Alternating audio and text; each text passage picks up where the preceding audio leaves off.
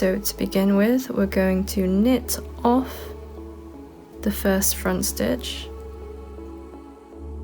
and then we're going to insert purlwise into the second front stitch.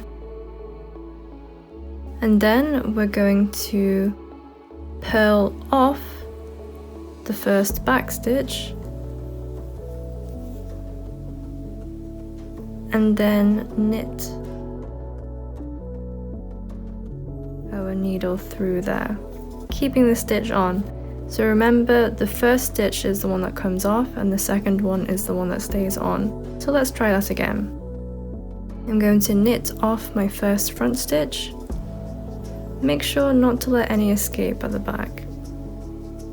And then we're going to purl into the second.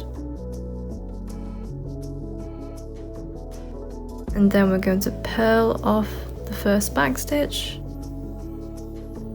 and then knit, insert into the second one.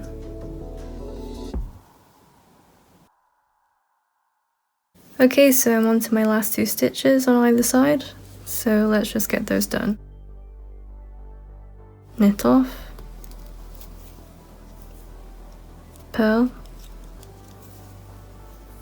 purl off, knit. And now we're on to our last stitches. So you basically just continue the same pattern. So you would knit the front one off. And because there's no following stitch, you would then just purl off for the back stitch. Then you would just pull your yarn, and there we go. All that's left to do really is to weave in your ends, and I have two here. So it's not entirely flush, but I still think that it gives a really nice effect.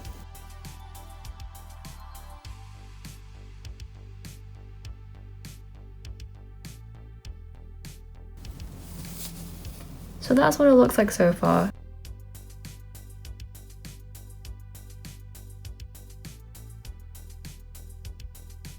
Always see where the loop is going. And so you can already see these few are still a bit loose. So again, I'm going to go back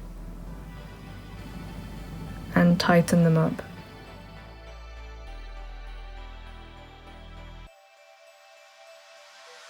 And this is what it looks like. You can definitely make it neater, and all it takes is more practice. So don't be discouraged if yours doesn't look perfect, and have fun with it.